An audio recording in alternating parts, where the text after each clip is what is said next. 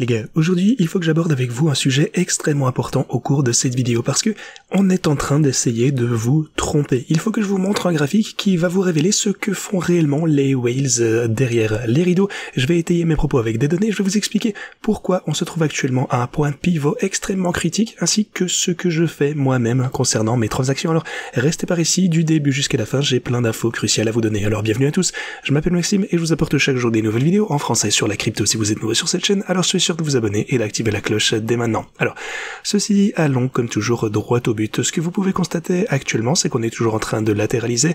Rien de vraiment révolutionnaire pour le coup qui se passe depuis quelques semaines. On est toujours en train de se consolider entre les 100 000, la ligne orange dont je vous ai parlé juste ici, ainsi que les 106 500 $, la résistance qui nous donne du fil à retordre pour le moment. Alors, pour le moment, on est toujours en phase de latéralisation, de consolidation, et c'est ce niveau qui continuera à nous servir de support si jamais on devait redescendre.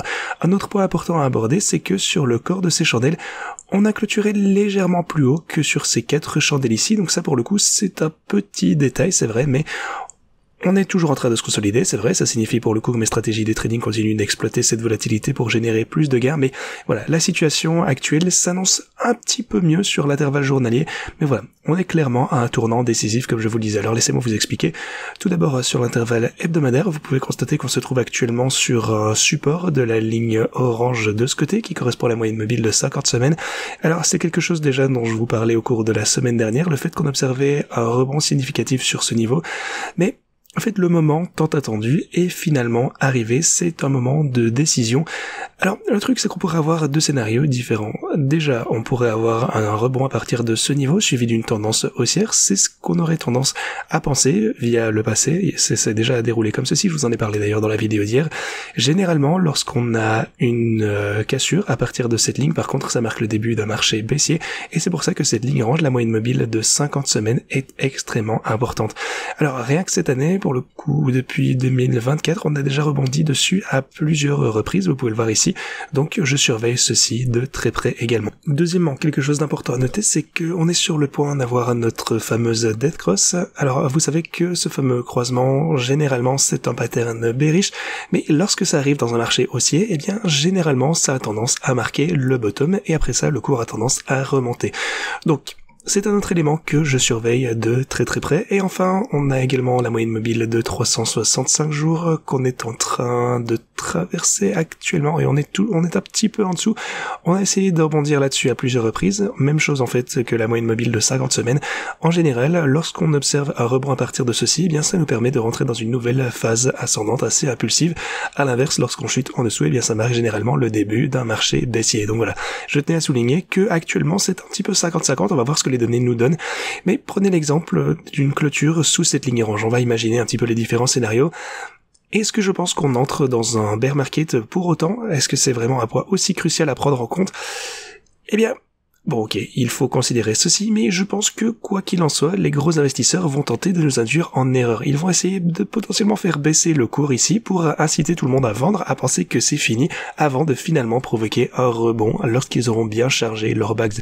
Donc même si le cours descend en dessous de ce niveau, en tout cas au très court terme, je ne me précipiterai pas pour vendre tout mon wallet, mais il est tout de même important de garder un œil attentif sur cette situation. Alors si le cours passe en dessous de ce niveau, je vous ferai part de mon analyse, on verra bien au court terme, ça ne m'inquiéterait pas, mais si ça dure, il faudra prendre ça en considération. Pour le moment, j'attends juste de voir si le cours va clôturer en dessous. Je pense néanmoins que ça va être un support extrêmement important, mais voilà, je vous tiendrai au courant durant les jours et les semaines à venir. Alors concernant l'Ethereum, eh bien vous pouvez considérer une tendance assez similaire, le cours latéralise. Alors même chose du côté de Solana ainsi que les autres actifs. Alors pour les marchés traditionnels, on a connu un léger rebond, mais l'or pour le coup, c'est lui qui a véritablement repris sa progression. Vous pouvez voir qu'on se situe actuellement à, qu'est-ce que ça donne, seulement 3% du précédent all-time high. Donc, cette situation absorbe un petit peu de liquidité hors du marché. La hausse de l'or, pour le coup, je pense, est alimentée par la conviction que, eh bien, un nouveau sommet est possible pour l'or et ça détourne un petit peu la liquidité du secteur des cryptos ou même des marchés traditionnels pour le moment. Cependant, eh bien, lorsque cette tendance baissière ou latérale va pouvoir se prolonger, ce qui reste envisageable pour le coup, on pourrait effectivement réaliser un sommet un petit peu plus bas et peut-être se renverser et reprendre, eh bien, la période de baisse et ça, ce sera des conditions optimales pour les cryptos également. Donc voilà, je garde un œil attentif là-dessus. Je sais que certains indicateurs clés sont à un point critique actuellement Et si on clôture en dessous de ceci, je vais vous livrer mon analyse complète et honnête de la situation quant à savoir si je changerai d'avis, à savoir si on est dans un marché haussier, mais pour le moment non, je ne prévois pas de changement au court terme, je maintiens toujours ma théorie, je suis ouvert d'esprit bien entendu, mais voilà, pour le moment j'ai toujours confiance, je vous tiendrai au courant, j'ai toujours affirmé que le pic serait à la fin de 2025 ou quelque part au début de 2026. Alors maintenant on peut un petit peu affiner nos prédictions, peut-être qu'on pourra aller jusqu'à la moitié de l'année prochaine, mais voilà, ça va être un support solide, on verra bien, la situation s'annonce intéressante, ce que je sais c'est que si le cours clôture en dessous de ce niveau, eh bien de nombreux traders deviendront probablement beaucoup plus prudents et beaucoup plus inquiets, donc ce sera quelque chose à prendre en compte. Alors, si vous regardez mes stratégies de trading, où est-ce qu'on en est pour le moment? On est toujours en hausse de 322 000 $. Et eh bien, grâce à la volatilité actuelle, les gains continuent de croître chaque jour qui passe, ce qui est juste absolument fantastique. Donc, je conserve toutes ces positions pour le moment. En fait, il n'y a pas grand-chose à savoir. J'ai toujours confiance. Donc voilà. Pour le moment, je pense que tout se déroule toujours extrêmement bien. Même pour le coup, la stratégie XRP a commencé à se redresser légèrement. La stratégie BNB est toujours largement dans le rouge. Mais avec le temps, vous le savez, je pense toujours que ça reviendra extrêmement rentable. Donc, comme les autres ici, je pense vraiment que... En fait, on n'a presque jamais perdu. Alors certes, la stratégie Bitcoin est actuellement en perte de 10 000 $, mais c'est simplement parce que, eh bien, j'ai acheté au plus haut presque. J'ai renforcé ma position également aux alentours du sommet, mais voilà. Le prix moyen pour moi pour cette stratégie Bitcoin actuellement, c'est 104 800 $, donc on n'est pas si loin, mais voilà, c'est pour ça qu'on est légèrement en perte. Mais voilà, quoi qu'il en soit, le profit global continue, eh bien, d'augmenter. L'algorithme de gris continue à générer des gains, donc une fois qu'on va pouvoir remonter, eh bien, les profits vont être exponentiels une fois encore. Alors, ceci dit, si vous souhaitez utiliser la même méthode que moi, alors pour le coup, Pionex propose actuellement une offre absolument exceptionnelle. Vous pourrez bénéficier de bonus vraiment incroyables en fonction de votre premier dépôt. Et ici, eh bien, ça compte pour tout dépôt net. Donc, vous pouvez utiliser ceci pour mes stratégies de trading, bien entendu. Vous pouvez ouvrir une stratégie Bitcoin ici en utilisant ce bonus. Donc, en fait, selon le montant de votre premier dépôt, vous allez avoir un bonus. N'hésitez pas à regarder les conditions. N'oubliez pas donc de cliquer sur le lien en haut de la page. Tout d'abord, bien sûr, inscrivez-vous sur Pionex via ce lien et ensuite vous pourrez réclamer ces bonus de dépôt. Alors si vous attendiez le bon moment potentiellement pour vous inscrire, eh bien je pense que c'est le moment idéal pour profiter de bonus de dépôt absolument exceptionnels. Ceci dit, laissez-moi maintenant vous montrer quelque chose d'incroyable concernant les whales dont tout le monde parle actuellement. Alors vous savez qu'on a beaucoup de OG du Bitcoin en fait qui vendent tout au long de l'année de 2025, des personnes qui hodent depuis extrêmement longtemps, mais bon voilà, c'est pas forcément aussi gros que les whales qui possèdent entre 1000 et 10 000 bitcoins, mais comme vous pouvez le constater, elles ont accumulé une quantité impressionnante récemment.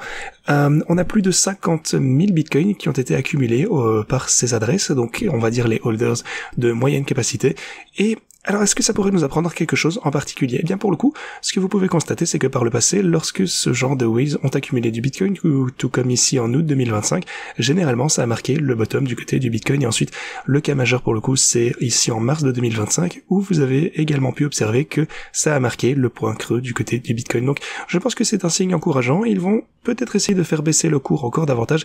Et c'est pour ça que je vous dis que même si on observe un pullback plus imposant, je pense qu'il est possible qu'on descende peut-être un petit peu plus bas que ces indicateurs clés. Ils vont essayer d'inciter beaucoup de gens à vendre pendant cette baisse. Peut-être qu'ils vont tenter de faire croire aux gens que le marché est fini et finalement faire remonter le prix une fois qu'ils auront rechargé. C'est pour ça que surtout actuellement, je suis un peu prudent avec ces indicateurs. C'est vrai qu'ils signalent généralement qu'un marché baissier est proche si on clôture en dessous, mais dans ce cas précis, à mon avis, les plus gros investisseurs, selon leur influence, donc entre 1000 et 10 000 bitcoins, les plus gros investisseurs en général, eh bien, vont essayer d'inciter les gens à vendre.